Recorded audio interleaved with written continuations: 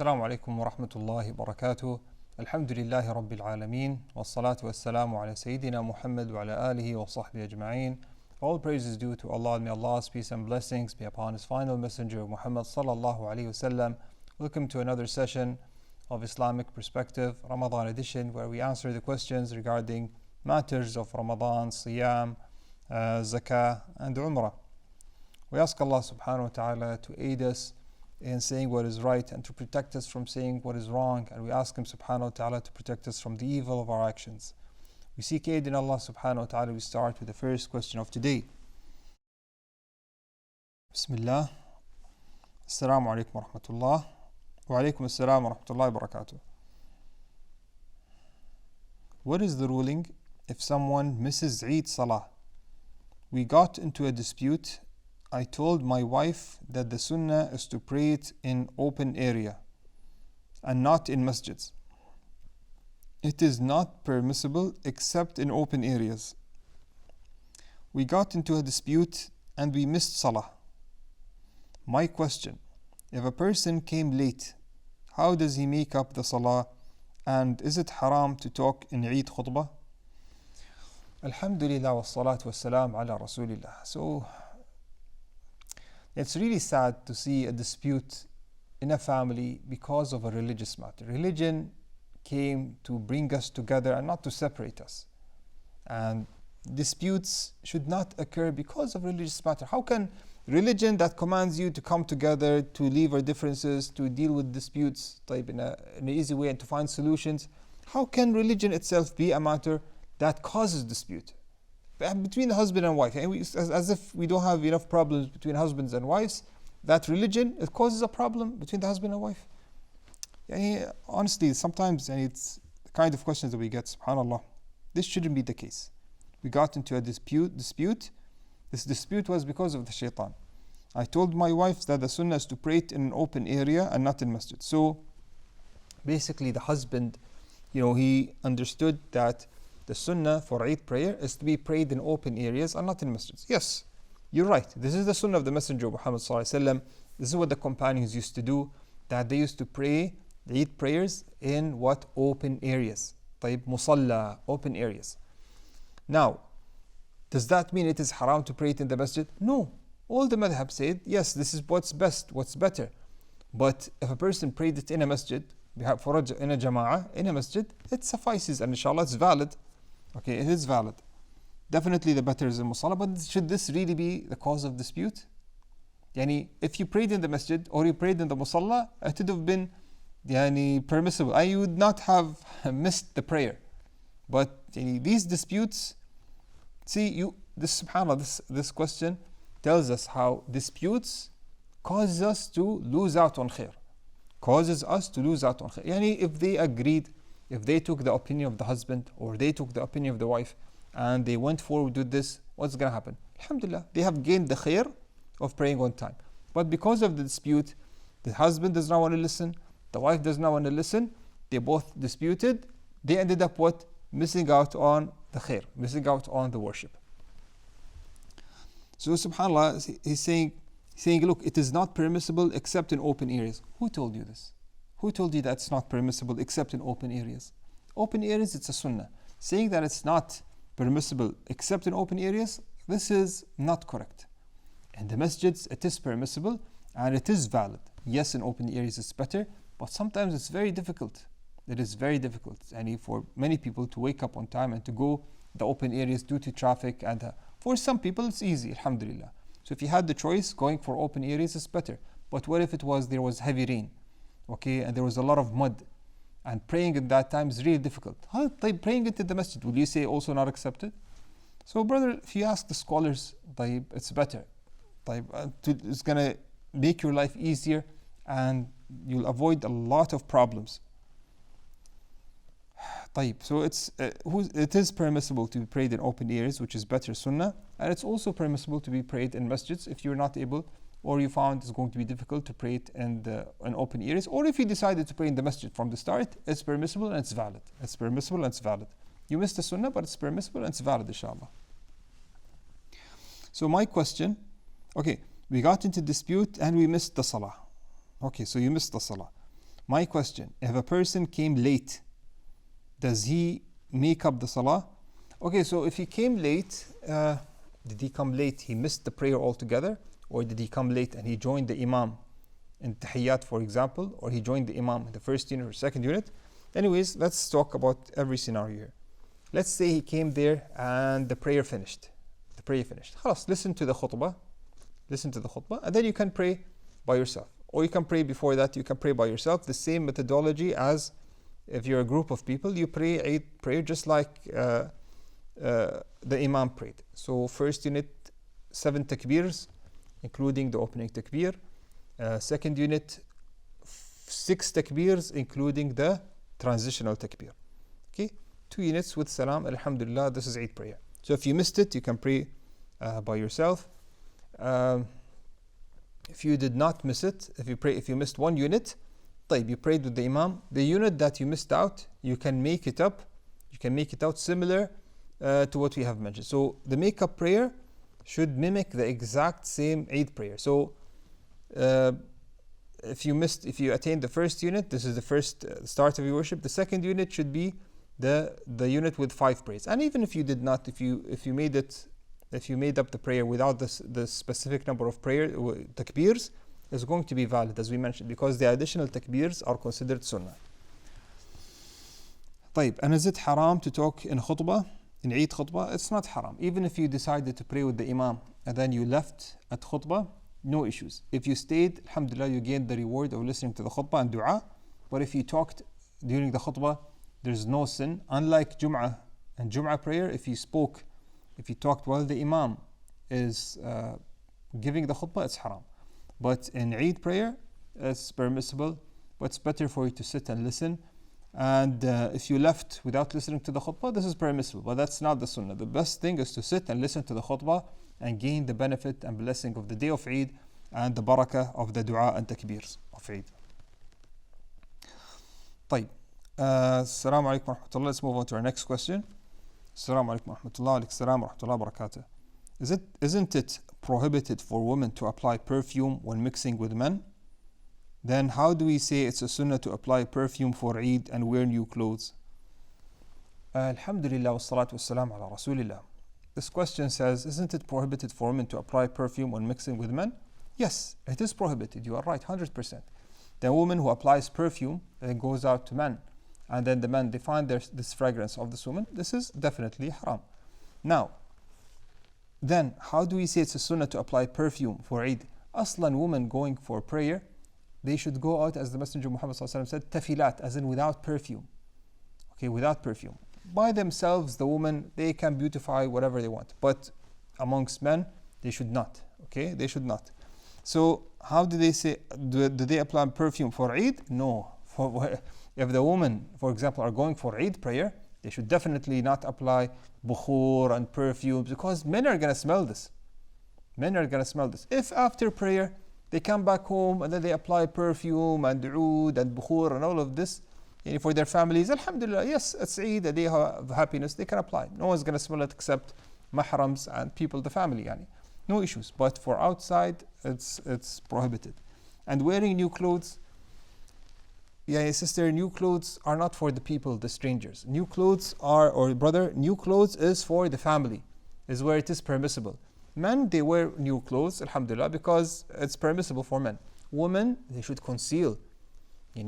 It's part of chastity. They should conceal this. And they beautify themselves. Once they go back, they meet other women, or they meet their mahrams and families. This is when they do it, okay, without the presence of men. In front of men, same thing applies. A woman does not beautify herself in front of strangers, okay? So this is to answer your question. Yes, that's a sunnah, but not if she knows that she's going to be mixing with men, especially going to the masjid, a place of worship, okay? So yes, this is a misunderstanding, saying a woman beautifies herself and then goes for Eid prayer. No, that's definitely, if that's the case, if she's going to go out and she's going to mix with men and she's going to beautify herself and put perfume, it's better for her to pray at home. Better for her to pray at home. Let her not do a sunnah and gain a sin. No, it's better for her to pray at home if this is the case. Wallahu alam. Is there zakah on selling used car, should the zakah be 2.5% from selling price? Alhamdulillah wa salatu wassalam ala Rasulillah. Used car, if you have a used car, you want to sell it, why will there be a zakah? The used car itself, when you own it, it's not zakatable. طيب. Now, I'm assuming that you mean it's urud al-tijara, that it's something that is set for sale, that there's zakah. No, brother. It's not like this. If you have a business of selling cars, and you buy cars to sell them, you buy cars to sell them. This is your business, and you bought a car and you're selling it, even if it's a used car. You bought it with the intention of selling it. Yes, it's zakatable. As long as it's out there for sale, it's zakatable. What is zakatable? The value of the car with all the other inventory. So it's considered your inventory. You add them all together. For you, if it's more than 1 year, if it's going to be more than nisab. If it stays one whole lunar year, you pay the zakah on the value of the market price, of the value, the selling price of the cars. So if you're going to be selling it retail, like car, each car by itself, you add them all together and you calculate the zakah 2.5%.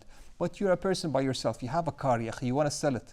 It's not zakatable, even if it stays for sale for 1 year. If you sell it for sale and it stays for one whole lunar year, it's not zakatable. Don't worry about it. Don't worry about it. Even if you sell it, if you get the money, it's not zakatable. Let's say that the money that you get is more than the nisab, which is 25,000. Does that mean you have to pay zakah? No. You keep it with you, and if it stays with you for one whole lunar year, then you sell it, then you can pay zakah 2.5%. Wallahu alam. طيب. Continue inshallah. Bismillah. Assalamu alaikum wa alaikum assalam wa rahmatullahi wa barakatuh. Shaykh, in the hadith that in every night necks are freed from hellfire, عتق من النار. Can you please explain it? How is a person freed from hellfire, yet he is still in this life and commits sins? And how do you know that Allah accepted from us our deeds? Subhanallah. طيب. Yes, in the hadith that the Messenger Muhammad said, إذا كان أول ليلة من رمضان صفدت الشياطين ومردت الجن وفتحت أبواب الجنة فلم يبقى منها باب وغلقت أبواب النار فلم يبقى منها باب وينادي منادي من السماء يا باغي الخير أقبل ويا باغي الشر أقصر. He said then وإن لله عتقاء من النار وذلك في كل ليلة. So the Messenger Muhammad said, the first night of Ramadan comes, the devils are shackled, okay, the doors of hellfire are closed, doors of paradise are opened, and a caller calls from the heavens, Ya baghi al-khayri aqbir, O seeker of good, come forward. Wa ya baghi al-shari aqsir, O seeker of evil, stop and halt. And then he said, alayhi and Allah subhanahu wa ta'ala has utaqa in every night. Every night there are necks that are freed from hellfire. What does it mean that necks are freed from hellfire? This person is not entering hellfire. Who said this? The Messenger Muhammad sallallahu alayhi wa sallam said this. Every single night, Allah subhanahu wa ta'ala frees necks from hellfire. This person is not entering hellfire. The person here is saying, how can this be possible if he's living now? Maybe this person, you could be a person whose neck is freed from hellfire and you don't even know about it. And you're living your life normally. What does it mean then? How can a person know? We cannot know. But a person whose neck is freed, even though he's committing sins, he is protected from hellfire. If he commits sins, he goes back to Allah in repentance. If a bad thing happens, he does some haram, he is then guided to Allah and he goes back and repents. So this is the sign that Allah is pleased with us. So if you look at the end, you said, and how do you know that Allah accepted from us our deeds? We don't know, but there are some good signs. If you do a good deed, a sign of acceptance that this opens for you a door of more good deeds. A sign of acceptance that you're guided to do more and more good deeds. And subhanallah, this is a sign that Allah has accepted your deeds and that Allah guides you to more khair. Because how do you know that Allah is pleased with us? We know that Allah is pleased with you if He guides you to do good deeds, if you find yourself more obedient to Allah, if you find yourself away from sins. These are all good signs. Giving you wealth among wealth is not a good sign. We do not know. It could be a good sign if you're using it for the sake of Allah and you're getting closer and closer to Allah. It could be a fitna. It could be this wealth is the thing that turned you away from Allah. So is this something good? No, of course not. Because you lost paradise. If Allah has given you wealth and wealth, you're thinking that this is a good sign, and you're following your desires, you're doing all kinds of sins, this is definitely a bad sign. This was a test and you failed this test. You should repent to Allah and go back to Allah and follow the straight path. So a good sign is you, as Allah being pleased with you, is doing what is right, being obedient to Allah, doing more khair and thanking Allah if Allah gives you something good, being patient towards Allah if He, subhanAllah, takes something away from you. طيب. So this is the sign. We move on to our next question. Assalamu alaikum wa rahmatullah. Wa alaikum assalam wa rahmatullahi wa barakatuh. Is it permissible to give out iftar for our neighbors who are non-Muslim? We want them to enjoy the food. They are not fasting, but they are our neighbors. Please advise. Alhamdulillah wa salatu wa salam ala Rasulillah. Subhanallah. Again, the religion of Islam is the perfect religion that takes everything into consideration. You're living in a society. There might be some Muslims, some non-Muslims, and this non-Muslim is a neighbor. Allah, the Messenger Muhammad commanded us to take care of our neighbors, if they were Muslim, even if they were non-Muslim. Ibn Umar, whenever he'd slaughter, he would take some meat. He would tell his servant, go and take this meat to our neighbors. And it will be said to him, this is a non-Muslim. He said, go and take it to him. He's my neighbor. So subhanAllah, the sunnah of the Messenger Muhammad is to take care of your neighbors, whether they're Muslims or not. Now this food, if this was food prepared by yourself, for iftar or forever, it's permissible to give it to anyone. Okay, it's permissible to give it to anyone. And you giving it out, preparing food and giving it to at the time of iftar. So I'm assuming iftar food, you mean that it's food that's prepared at the time of iftar, you gave it to your neighbors, definitely you're rewarded. Definitely you're rewarded. But if a person gave you some food and told you, give this for iftar for a Muslim, then no, you have to give this food for a Muslim. But taking care of neighbors, being good towards them is a great way of da'wah. Because your neighbors are going to say, look, we don't know their religion, but we see that they're very good people. Now, they're very good people could be because of their religion. So once they know about Islam, say, yeah, no, Islam is a good religion. Our neighbors are Muslims. They take care of us. They feed us whenever there's an occasion. They send food. They look after us. So this is one of the best ways of da'wah. So yes, is this permissible? It's permissible, inshallah, and you're rewarded, and you should have the intention of calling them to Allah subhanahu wa ta'ala. Okay, with this we will end our series. We ask Allah subhanahu wa ta'ala to accept from us, and we ask Allah subhanahu wa ta'ala to aid us in doing more and more good deeds. With this we will end. I will see you inshallah in the future.